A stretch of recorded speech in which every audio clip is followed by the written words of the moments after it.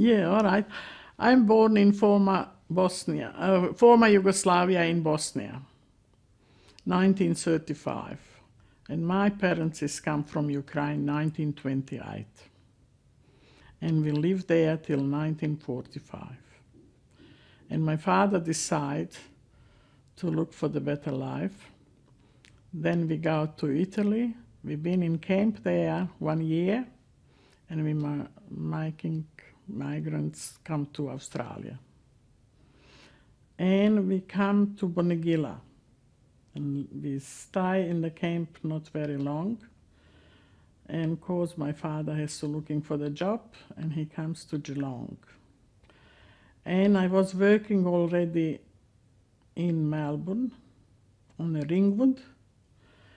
And before I go there working, I met my future husband in the Bonegilla. And that's when my father looking for the job, he can't speak English. And my future boyfriend or husband, they coming both to Geelong. And my boyfriend, we'll say boyfriend, he got already friends in Geelong in Clarence Street. And he goes over there and us two put in a hotel. Next day he's supposed to come and pick us from the hotel, me and my girlfriend. And they didn't come early, they come in a little bit later because his friends used to work night shift. And they're coming a bit later to pick us from hotel, and we're supposed to have breakfast there.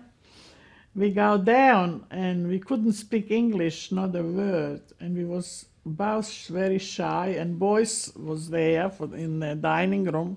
Some boys, we don't know them, they start laughing about us, and we ran back to our room and we didn't have a breakfast because we was shy, we was very shy. And afterwards, about after 10, my boyfriend, they're coming with the boys with 2 cars, and they pick up us and they take us to that friend's place in West Geelong. And next day we go have a look for a job. We get the job from Federal Woolen Mill in North Geelong, and that's the procedure. We stay in Geelong, and after 6 months we're getting married. That's it. I know my husband only 6 months.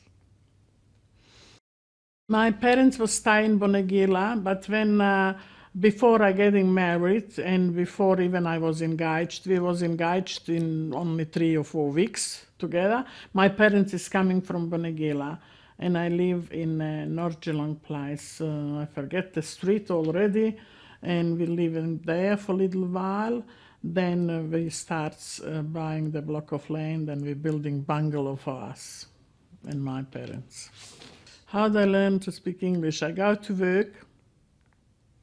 First, I've been in hospital and I couldn't speak English, and I was very upset, and I was cry. People coming to me and really greeting me and starts talking to me, and I was covered myself with the blanket, and I don't want to see anybody because I can't speak English.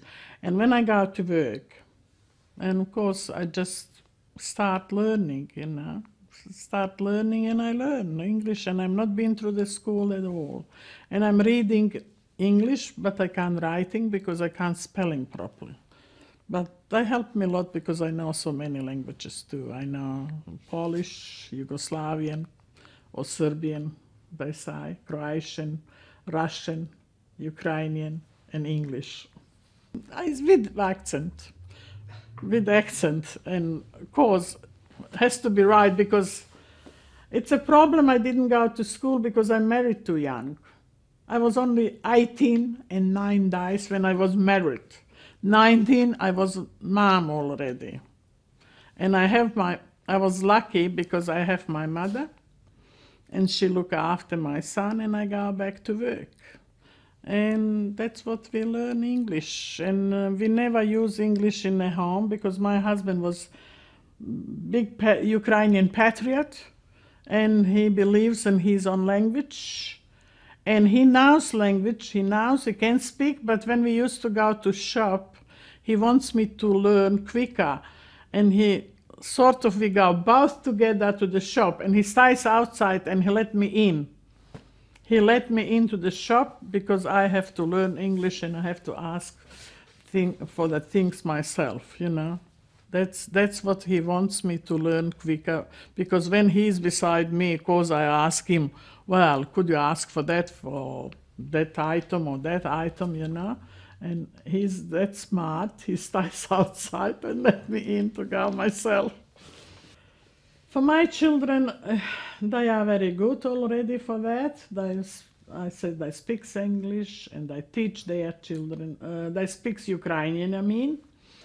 They teach their children already. They speak Ukrainian. And I like my grandchildren to pass the language to their children. Language is very, very important.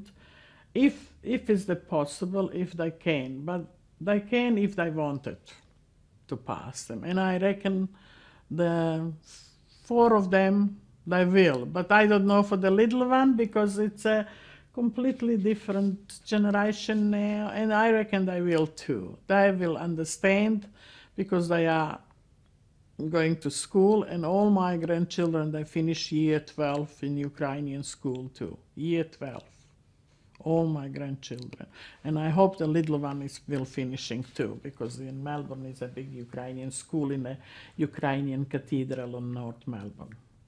And I hope they finished. And that's my important thing to them, because I really like my language, you know. And I reckon the language is very good to know. Very good to know. English. I'm not against English language. I mean, we live in this country. That's their language because they're born here. But I reckon if they know another language, or even third one, if they like to learn, they can do it. You know, but if they know language, is very good, because you don't know one day where you be. Who knows? One day maybe the younger generation maybe go back to Ukraine to living there. And we have actually many young people, they're living already in Ukraine, from Australia, from Germany, from America, you know, and you don't know where you go to live. When I was born in former Yugoslavia, I never thinking about I'll be in Australia. Never. Never. My dream was to see America, and I didn't see America, I see Australia.